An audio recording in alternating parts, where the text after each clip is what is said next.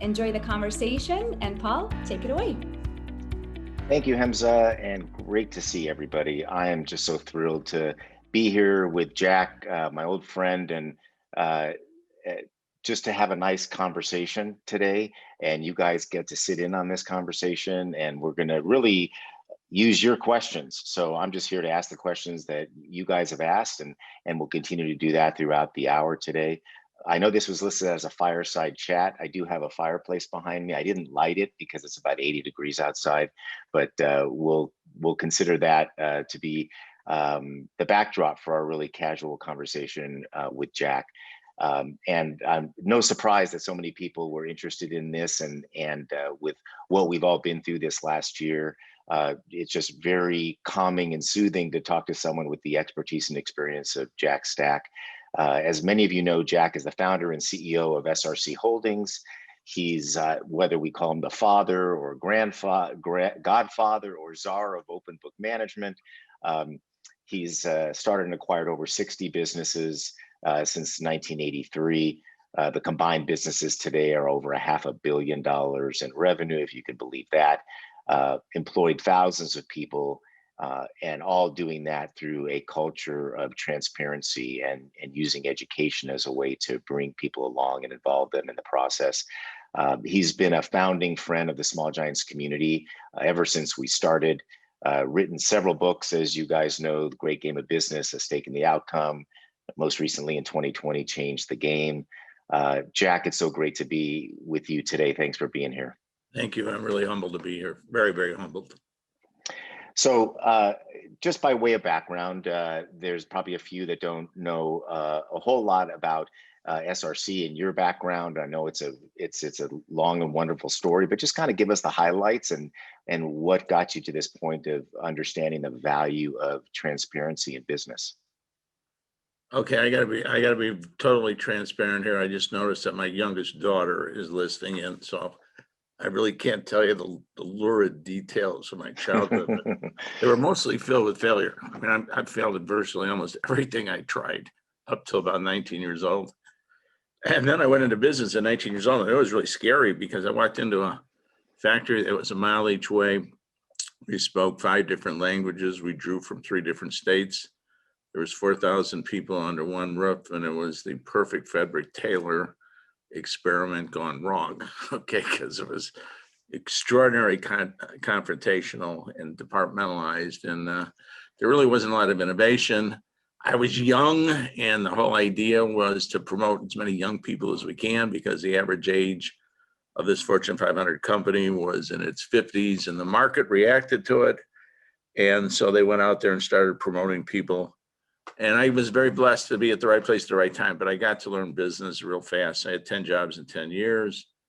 When I was 28 years old, I was supervising 167 people with 5 general foremen that were over my dad's age, that were ready to kill me on site and didn't believe I had the talent to be where I was. And I was always thrown in the deep end. And then one day I was asked to go to Springfield, Missouri from Chicago, Illinois. I didn't even know there was a Missouri, let alone Springfield, Missouri. And I went there to turn a factory around or close it. Ended up falling deeply in love with the people. I mean, the people here were very entrepreneurial. It wasn't unionized. It was not command and control. It was just a basic startup that had gone wrong. And the people were incredible. They were the type of people who said, give me the tools to do the job and get the hell out of my way. And I thought, God, I landed in the most perfect world, being the type of lazy manager that I really was, you know. So I got the tools. I got the people to get the tools. We turned the company around, but it really didn't make a difference because it was in the 80s. Recession was booming, and interest rates were 22%, and our company was in serious trouble. And so we had to downsize. We downsized from 115,000 people to 11,000 people in 2 years. Think about that. We laid off 1,000 people a week for 2 years. It was agonizing. It was International Harvester. We destroyed cities. We destroyed families. I was here trying to turn it around. We had done really, really well, and yet the press was, you know, that our future was very limited. We weren't going to survive. We're going to file for bankruptcy. And so by the time I was 30 years old, I was here. By the time I was 34, I then let an employee buy out to save our jobs. Nothing more, nothing less. from that 30-year period to that 34-year-old period, I realized that in business, when I went out to seek capital, there were two sets of metrics. There was a metrics on do your job, nothing more, nothing less. And then there was a metrics that people really looked at the company from a totally different perspective than producing a service or a good. All my life, I was to build big tractors and I was to build engines. Okay, no one ever told me to build a company. So when I went out to borrow money to be able to save the jobs here to buy the company, they never asked me about the tractor. Okay, they asked me about things like margins and turnovers and this is the most embarrassing thing I could tell you is that I was so financially literate. I went to the first bank with a blueprint of a tractor. And they said, well, why do you want this money? And I said, well, to save jobs. And I thought that's all you needed. And they went, well, when are you going to pay this money back? And I went, oh, really good question. I did not know that you had to pay a loan back at 34 years old. All right. And so for the standpoint of saving the company, we pursued, we learned what the banks and the investors wanted. And after about the 10th time we wrote a business plan, we came to the conclusion that there are two sets of books. There's a book to make a tractor. There's a book to make a company. Why in the hell do we have two books? I don't know. Okay. But I realized that it didn't take too long for me to understand that I could understand those books. And had they asked me to do that, to build this greatly, outrageously successful company, maybe we would still have the company that we were losing today. And I could have been influenced in some way to realize, okay, about a higher way of thinking, okay, about creating something much greater than just getting a tractor on a flat car and sending it to the customer. And so I promised after my 10th business plan that by God, if God ever gave us this opportunity, that we would spend the rest of our lives teaching people that they can understand the metrics of business, okay, that they're not stupid, that this is not for confidential eyes, that if this is the desire of the leadership of the company, why isn't everybody singing on the same song sheet? And if I taught people how to build an outrageously successful company, wouldn't I get a better tractor? I mean, wouldn't I probably be more cost competitive? Wouldn't I probably have better quality? I mean, it's not like I'm going to dumb them down. They already knew how to build the tractor. I want them to build the company. And so we started on this crazy journey because through divine intervention, we booked the worst loan in corporate America. We worked for a big company all our lives. We had no money. And we borrowed $8.9 million at 14% interest. And people would go, well, that's terrible. And I went, shit, we didn't know it was terrible. Okay, we didn't know what debt to equity was. We had to learn all that stuff. But as we began to teach other people, people taught us, and we were able to build this business of business people. And it's been a journey from that particular point on, is that as we began to give, our people began to give to us, and we were able to spin off about 65 companies over these past, whatever 1983 is minus 2020. I don't know how many years it is, but I think it's around 40. Yeah. You've gone well beyond what you've achieved with SRC to spreading this word through the great game of business. How have you been able to do that, and where did that line up in terms of its importance to your own legacy that you're now teaching and your team is teaching other businesses about this idea of transparency and education? Okay, so we learned that we could understand the metrics of business. We can understand income statements, balance sheets, and cash flow statements. And we thought that was impossible for us to even comprehend the fact that we could understand that. And then we found out it was so easy. We felt like anybody could do it, right? I mean, after like my 10th denial at the banks, I read something that this financial system was invented in the 1400s, okay? And that really made me mad. I said, my God, these financials have been around here since the 1400s, and to this day, so few people know how to read them, and they affect literally billions and billions of lives, okay? So I thought that, if I could figure this out, anybody could figure it out. So I got the deal done. We bought the business, and I brought everybody in the room and said, you're going to be business people. I'm going to teach you the metrics of business, okay? And you've never seen anybody scatter so fast in your entire life. I mean, they all thought obviously that they're going to burn in hell, or they were going to, this isn't their job. Okay. And I was stunned. I was demoralized. I thought, this is it. This is it. I mean, you can just understand this. You can get this. You'll be moving in the right direction. All the cylinders will be pumping at the same time. And finally, I thought, my first reaction was, they don't want to. They hate it. They're lazy. Okay. I took the worst approach you could take. And then one day I began to realize is that they're intimidated by it. Okay. They just were intimidated. They're afraid of it. Okay. They're afraid of it. They don't know how to do a checkbook. They didn't know how to balance their own income. Okay. And I began to realize I had to find another avenue. Okay. I had to find confidence. I had to teach them confidence, right?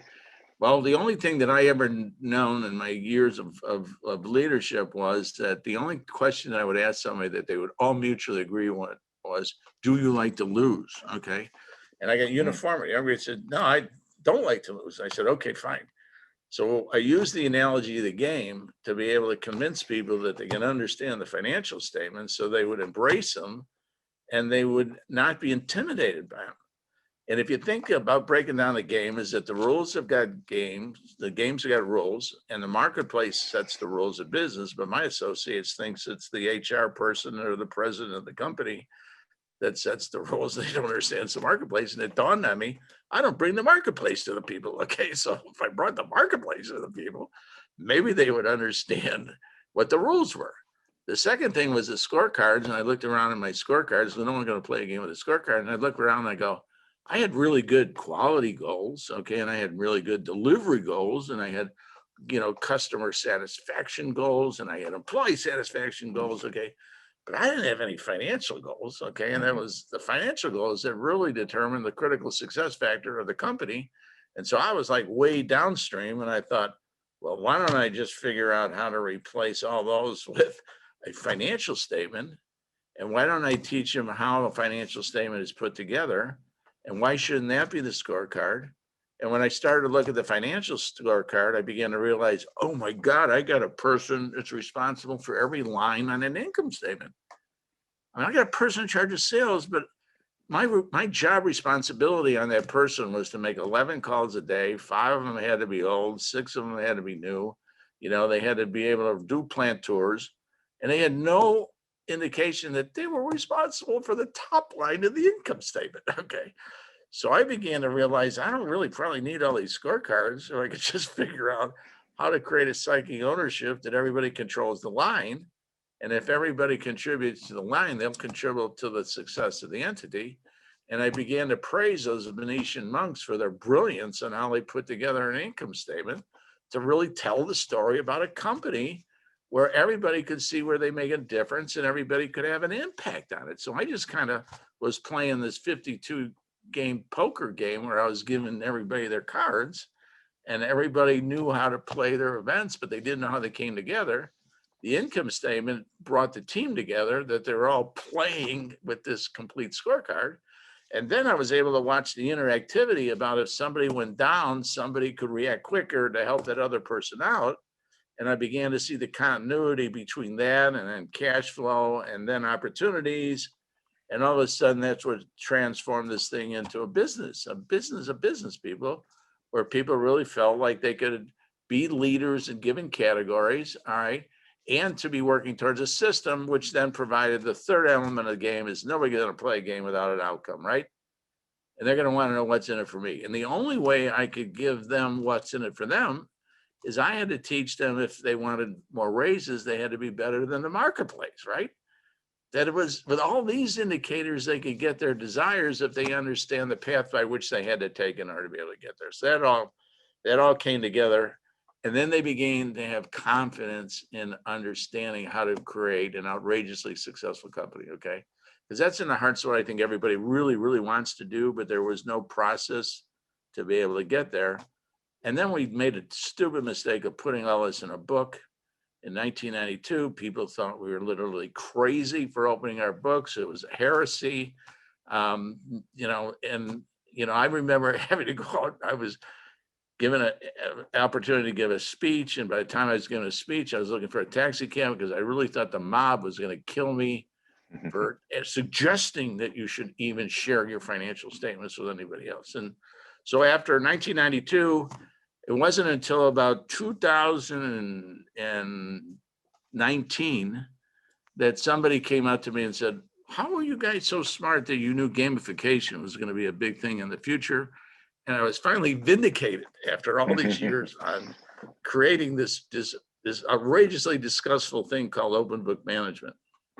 Well, creating it as a game was brilliant back then, and I've seen it in action, and it is really fun. And I think the most important thing, like you said, is that each employee understands the impact that they make on the overall company, and that leads to greater work and all the success that not only the companies that you've run, but the thousands of companies who have been able to take this same philosophy and game and implement it in their companies.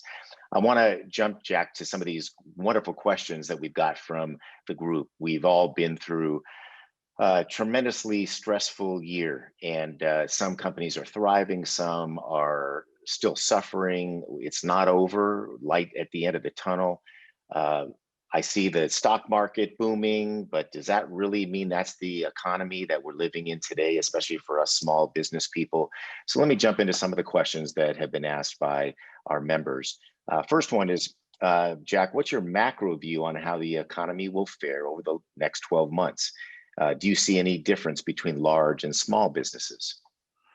I don't see the differences. I do think that right now we have tremendous opportunity to rewrite a 5-year plan. I think that's really one of the most significant benefits of the differences between 20 and 21. I think there is going to be an absolute incredible demand out there. I think our problem is that we're all going to be trying to go through the door at the same time. Okay, it's going to be extraordinarily different because to get the to take advantage of the opportunity, I think we're going to be limited in terms of resources. I think there's a war on talent. I think that there's a very difficult situation in terms of finding the resources to be able to grab the brass rings and take advantage of the opportunity. In my businesses, and we have producing businesses and service businesses. Okay, so we cover the gauntlet. And I've been working with our people on the short term to tell you that I think we're going to be facing inflation. I cannot see around it. We just are in the process of building a business and another company, and our steel prices went up 35% from January till February. Now, listen, how can you increase the prices that we're seeing? And we're seeing it in food, we're seeing it in gas, we're seeing it in housing. Is there anything that we're not seeing where prices are going down? I mean, this is kind of basic stuff that we're going to have to be facing a very inflationary period of time, especially in the short term, because what happens is that if we all can't get through the door at the same time, we can't get the resources at the same time. So we're going to be paying for additional resources in order to be able to get the satisfaction the customer demands of us. All right. So I think what will happen is that in this particular year, you're going to have anybody that wasn't a CEO that didn't clean all the crap off their books in 2020 is a really confused CEO. Okay. So I think when people are going to see that they're going to see an increase in earnings next year, okay, is because it's going to be comparative to what was basically the downside of the 2020 period of time. So I see long lead times. Okay, long lead times ends up in double ordering. Double ordering leads to false bottoms. Okay, so I think you got to be very cautionary on the first 12 months. Okay, I really think you got to.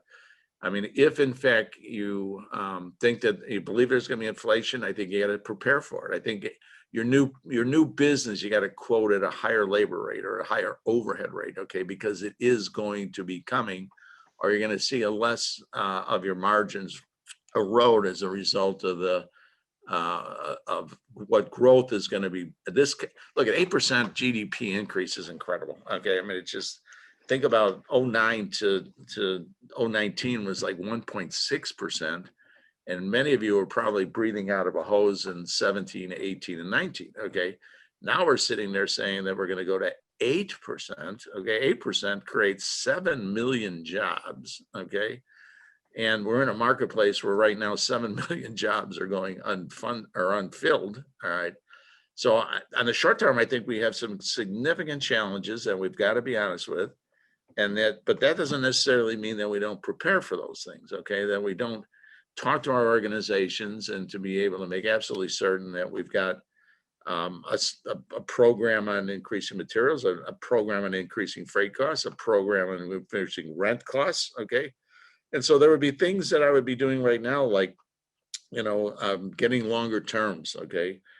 Negotiating fixed loans, even though maybe I was loan averse at this particular time. But if you can lock in a fixed rate at this particular time, it's not a bad idea, especially if you can pay it back and have no severe penalties. So I think there's a lot of defensive measures, and those that do the defensive measures are going to have an easier way of doing it. But I think it's going to be tough sledding. I do think we'll probably have things kind of ironed out in 2023, and I think we'll go on a good run 24, 25. So I'm very, very optimistic, but we got to figure out how all of us are going to get through the same doorway at the same time. Yeah. That's the biggest challenge that we have right now, but you need to talk about that. Okay. You need to be realistic, even though you may have a Fed out there that's trying to marginalize interest rates for the standpoint of big term debts. You got to listen to your own business. You got to listen to the own messages that you have coming in your business. And yet, at the same time, you got to figure out how to come up with solutions now before they occur. If you do that, okay, I really think what will happen to you is that it'll be a much easier time for you this year than I think what you're going to be facing. So you're really suggesting that we create a blank slate and really write a new plan going forward, that we're going to see challenges. It's going to bottom line cost us more to do business in the short term. Yeah. And that we need to prepare for that. So that it's not just another year along. We really have to reset, so to speak. And while your view long term is very positive, you think in the short term, like you said, we're all going to be competing for the same opportunities. I think so. I just think that one of the things we saw in the 70s when the lead times went out so long, and then the 70s, you couldn't get a roller bearing for 2 years. Okay. And so when you have long lead times, what happens is people double order. When you have double order, you create a false economy. People start buying inventories, and then at the end of that particular point of time, they start canceling orders. And when those orders start canceling real quickly, then you go into a deep downturn or a deep recession. All right. And so the best thing in the world is to be able to figure out and be realistic on whether that impacts you or not, that particular strategy. But then also start putting in strategies right now in order to be able to avoid that kind of a difficulty. Yeah. If you were to give advice to some of the smaller businesses, maybe some that don't even have any outside capital or even bank loans, just are kind of operating and looking at how to have a successful 2021, 2022 come out of this, what are maybe 2 or 3 things that these small businesses can do to best position themselves going forward? Well, I definitely would pick my targets. Okay.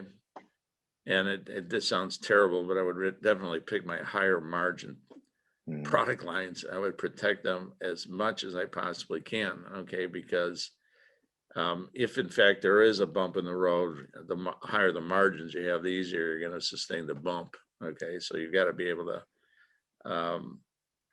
you're going to have a situation where all your elements of business are going to provide opportunities.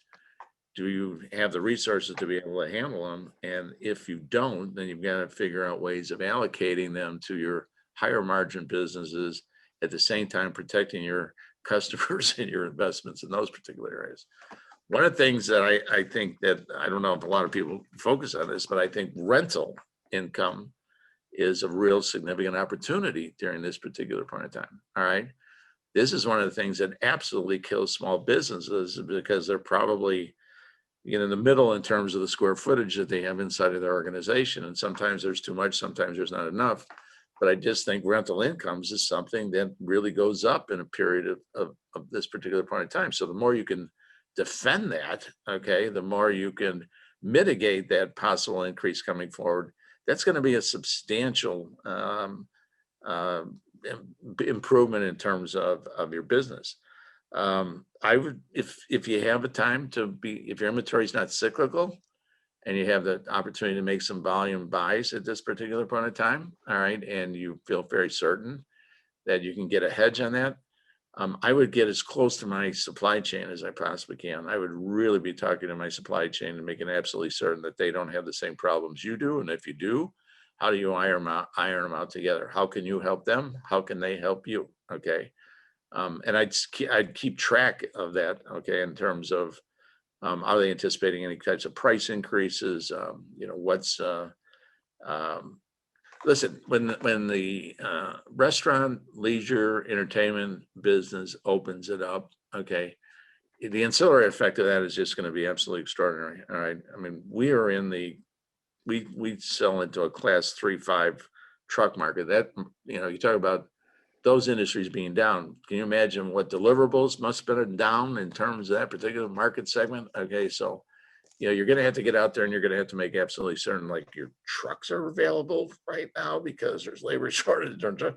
And the bad thing about it is that if you've got any kind of global sourcing, we do not have figured out this global dilemma on the supply chain. Okay, and so many of our small businesses are relying on the global supply chain that they don't realize that the majority of our product lines are coming from countries we're starting to have arguments with. Okay, and this is something I can't understand, is that we're sitting here obviously hoping that everybody has a decent standard of living.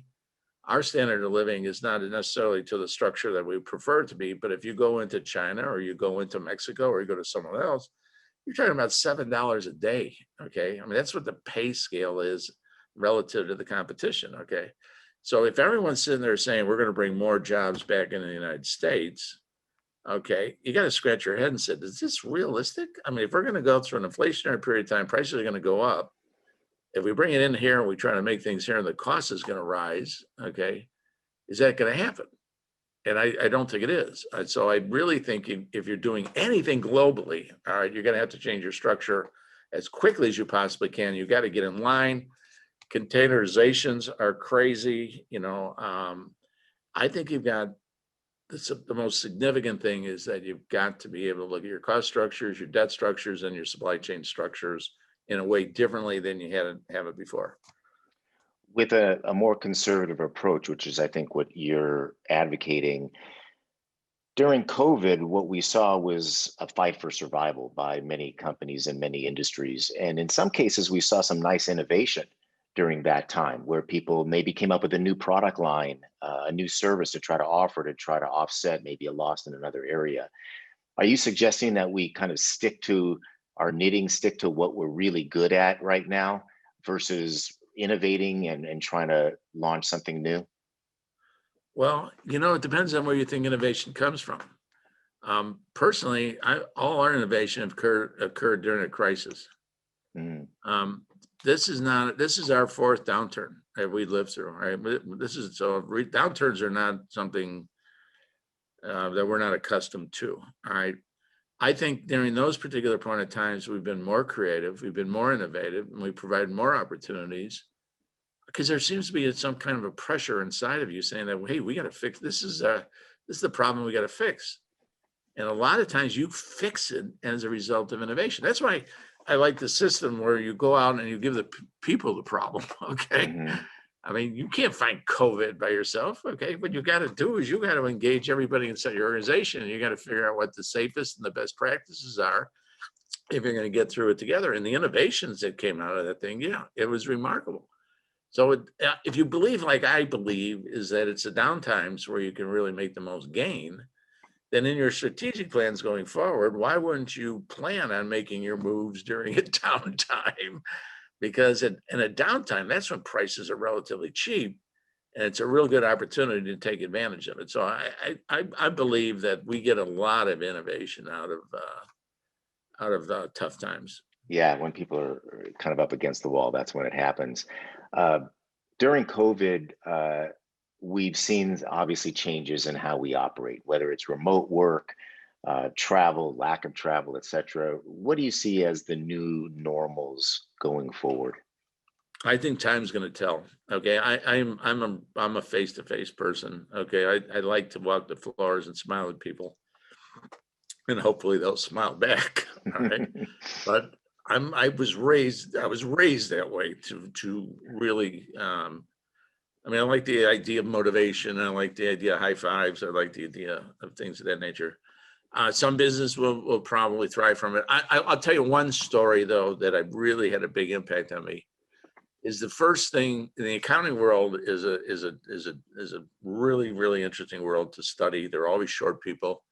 They're getting the best people they can out of the universities, okay, and they're paying very, very high wages, and and they work a hell of a lot of hours. So it's a very, very tough field to be able to get into. And when the pandemic hit, they sent everybody at home, okay, and that meant every new hire was at home. That meant every seasoned person was at home, and then every general partner was at home, okay. And so in the course of the tax year, all the tax statements were done basically at home. And prior to the tax season, the error rate on them was less than 2 to 3% was the error rate by preparing taxes. By staying home, it went to 80%, okay? Because young people didn't have the mentor there in order to be able to handle the questions relative to the situation. And then the mentor didn't have the general partner there in order to be handled the evolution in terms of the changes, okay? And there wasn't this connectivity.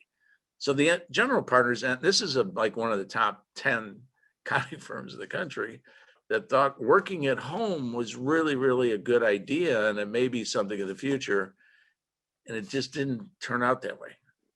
And so I think some of them can basically say that that's going to be the thing in the future. I personally think it will go the other way. Yeah.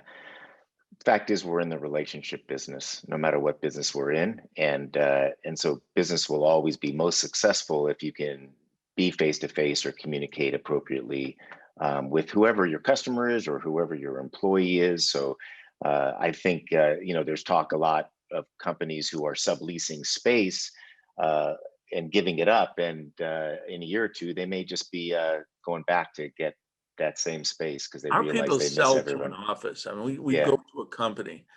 Now we have to go sell to a buyer that's living in a house. Yeah, yeah, Okay. it's Really great. kind of awkward. It's yeah. I didn't think we liked door-to-door salespeople. Well, my last question about kind of the global financial view is, you made a comment at the Gathering of Games. You guys have a wonderful annual summit that SRC Holdings tries to have what you call a war chest of $1 that is set aside for every $4 in annual revenue, and that helps you through tough times. I'm sure it helped you through the pandemic as well. Would you suggest that smaller companies take the same approach and have a war chest to be more prepared for times like this going forward? Well, we've had a recession every 10 years. All right. So it was in 09, we predicted that there would be a recession around 2019-20. All right. And so we said to ourselves, of the 3 past recessions, we were able to really double the value of the company every 5 years after every recession. Now look at when we bought the company in 1983, it was in the midst of a recession. We bought a $16 million company for $100,000 and $8.9 million of debt. All right.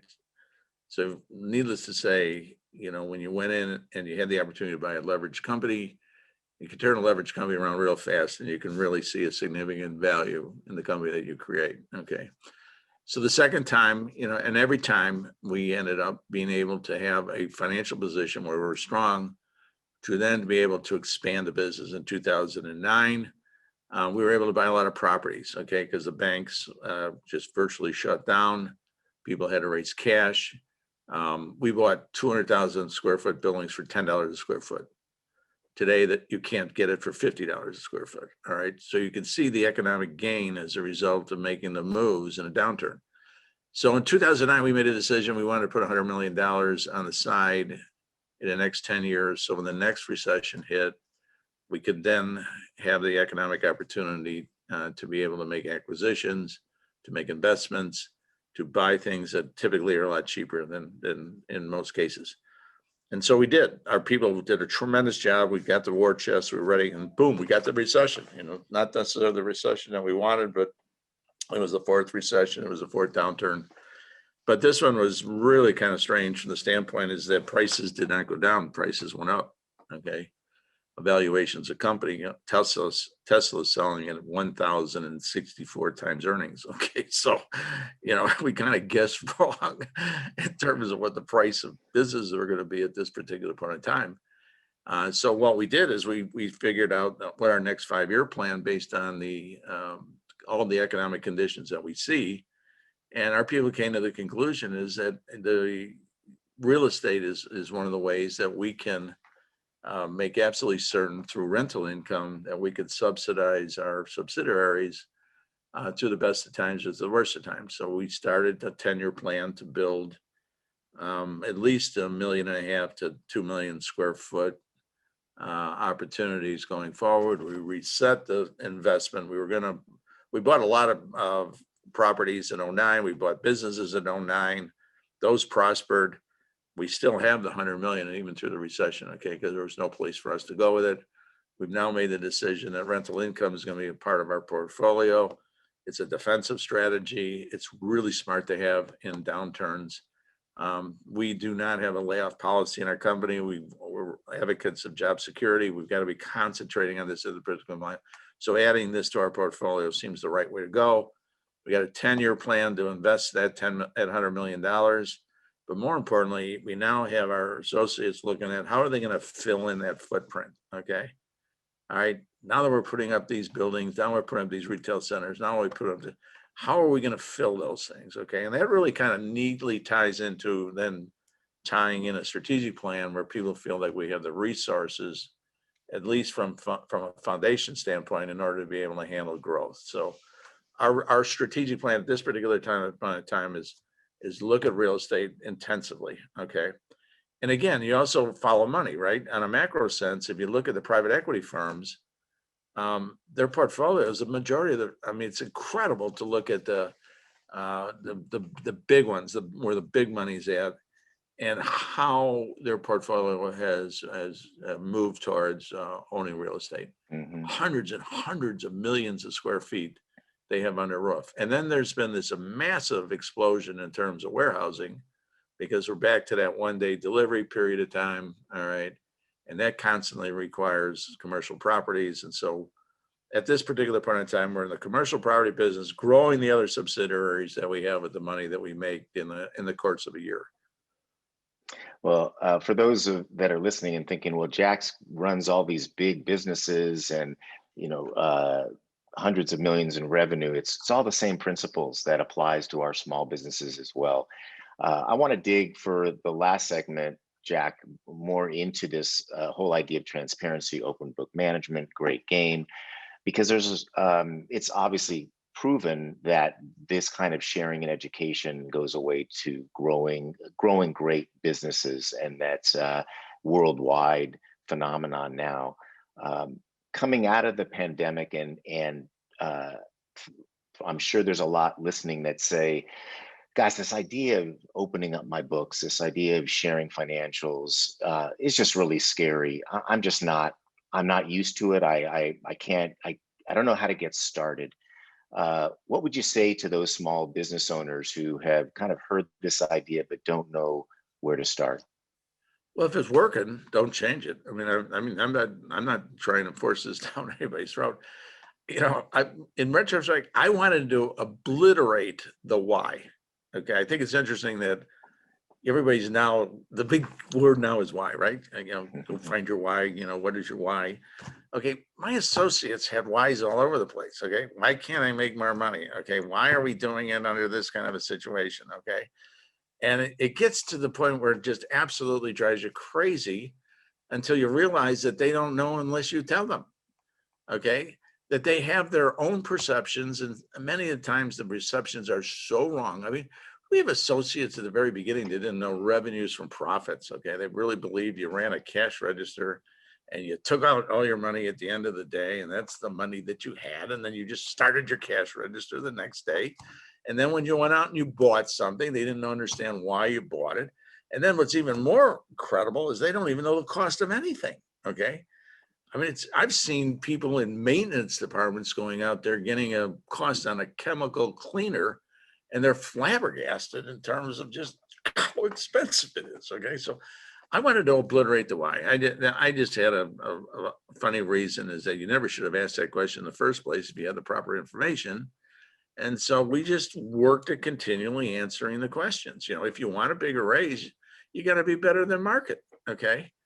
I mean, I'm not trying to hold you back. If you can tell me how to do it and we can do it, I mean, I'm interested in fixed costs, variable costs. I'm interested in having the dialogue. Okay. And I don't think people can have the dialogue unless we provide them with some kind of financial education. And I was just appalled at how badly people in our organizations perceive the whole financials of the business, but they perceive that because they don't know any better. All right. One of the first things everybody says, where do you start? I said, well, go ask them a question on, go ask a question like, what do you think we make as a business and as an industry? I mean, my God, most people in the early stage of our business thought manufacturing made 40, 50 cents on the dollar. I remember saying, look, we make 3 to 5% on the dollar, and that's pretty typical of most organizations. And the person said, well, why are you in business when you only make 5 cents on the dollar? So I wanted to eliminate I wanted to strangle them, but I wanted to eliminate the why. Okay. Why? Because it's a competition, it's the marketplace. Okay.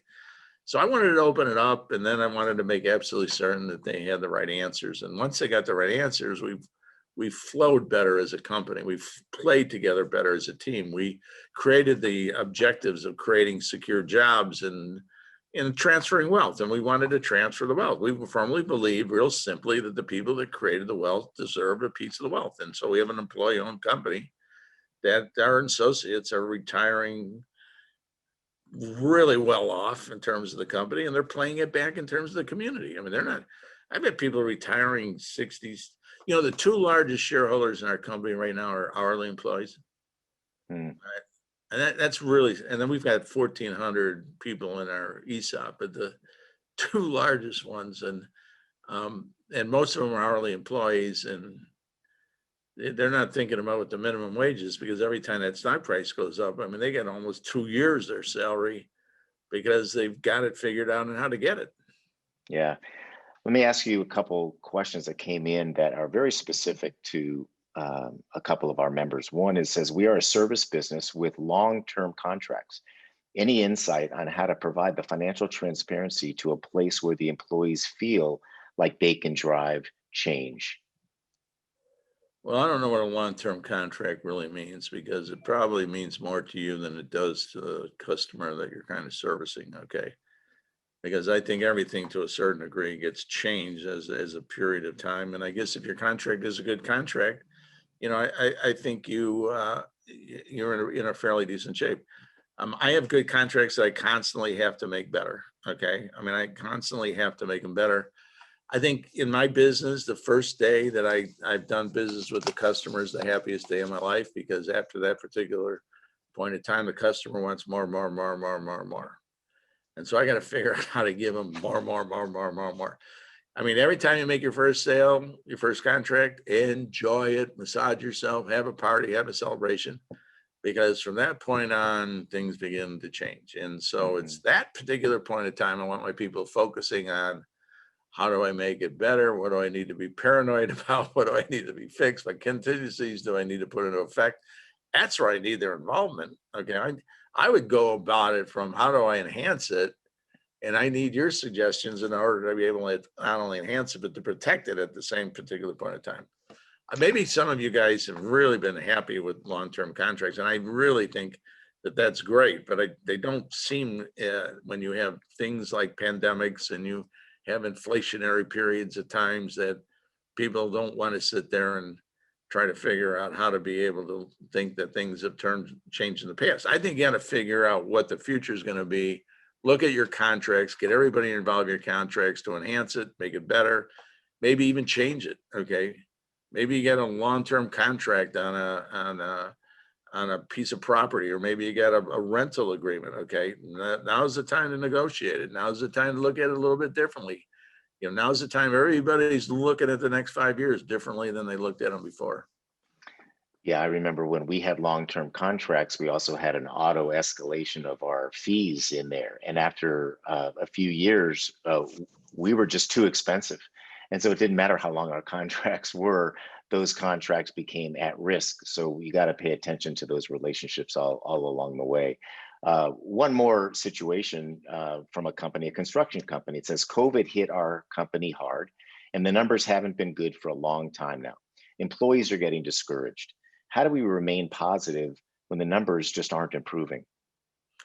Well, I do think that's very difficult, I think, but the more you talk about it, okay, the more you lay it out, the more you don't try to hide from it, the more you don't run for it. Most people really perform, I think, better when they are coming from behind and they're winning with a lead. Okay. It's amazing what you can get out of people when you're in the roughest and toughest types. This is what brings out the best in people. Okay. Yeah. But what you can't do is you can't think that you got all the answers. Okay. You can't.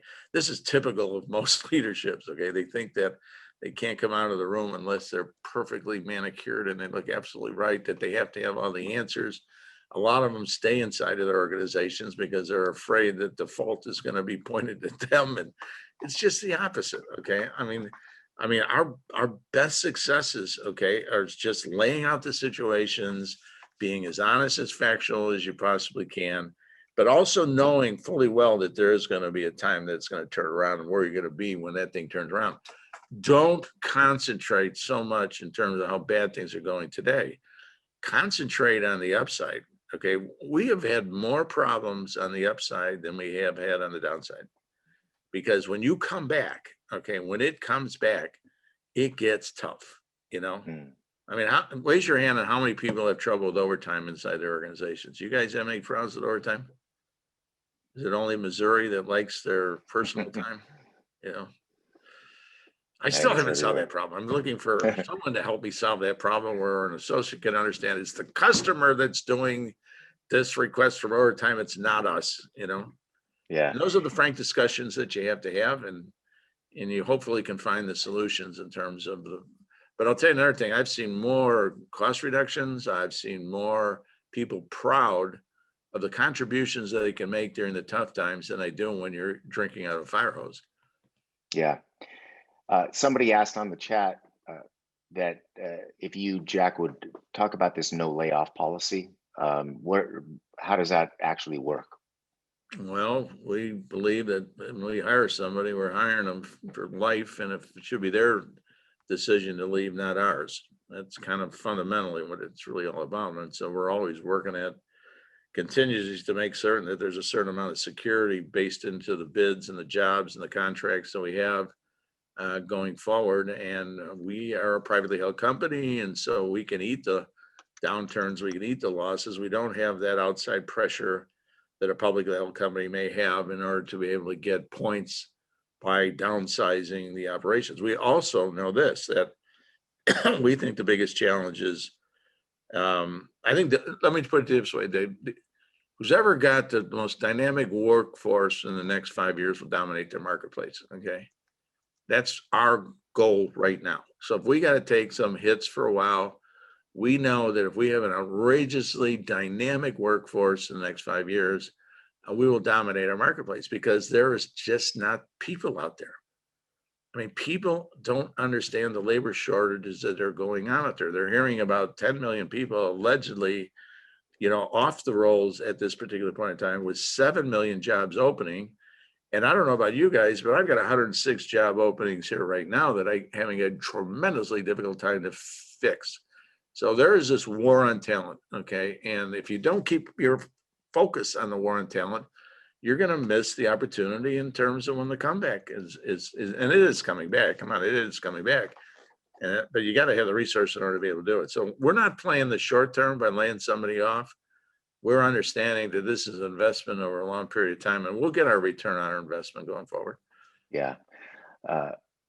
Here's another one that says, throughout your lifetime, Jack, what was a crisis moment that brought about one of your most profound innovative moments? Oh, I don't know if it was a crisis, but I remember I had 116 people at $8.9 million worth of debt. I had a 14% interest rate, and I had 4 kids under 5. That's quite a lot. That was probably the roughest time. Yeah. But look how you and everyone around you has thrived since then. Well, thank you. But listen, all we did was open up our books with our people.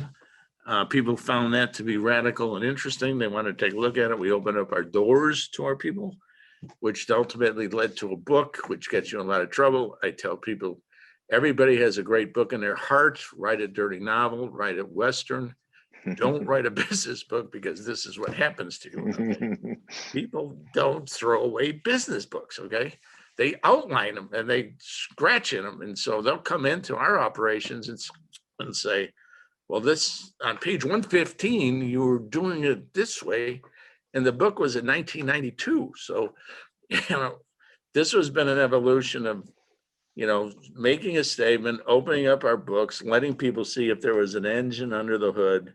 And here we are today. So it's really been a community effort. I mean, it's been organizations like you, like your groups, like your people, like all of us together trying to seek the right answers and sharing stories with each other. Well, you're so humble and purpose and values driven. That's why you've been such a great ally of ours and mentor to me. When Jack, finally, as you think about this idea of transparency going forward, what do you see the trends just over the next few years? Is this idea of transparency going to receive more support? Is it going to be a growing trend going forward? It sure seems like it will be. I've always had a faith in businesses. I mean, I really think if there's going to be a change, it's going to be in business. And I think business has got to be the teachers. I'm not throwing any rocks at education. I'm not throwing any rocks at the government. Okay. I'm just saying that my entire faith has always been with the business community. I really think that they're truly the salvation of our generations going forward. I see this constantly. I think they're humble leaders. Okay. I think we take an awful lot of abuse. Okay. Sometimes we're affected by regulations where people have never walked in our shoes and never seen the honesty and the integrity that we have. We always play to the bad side. We never play to the good side. The good people don't want to stick their neck out because we eat our young. And for some ungodly reason, it's going to be this transparency that's going to pull us out of this crap. Okay. Because we're not getting really good facts and figures from people we're putting into leadership capacities that have never led anybody.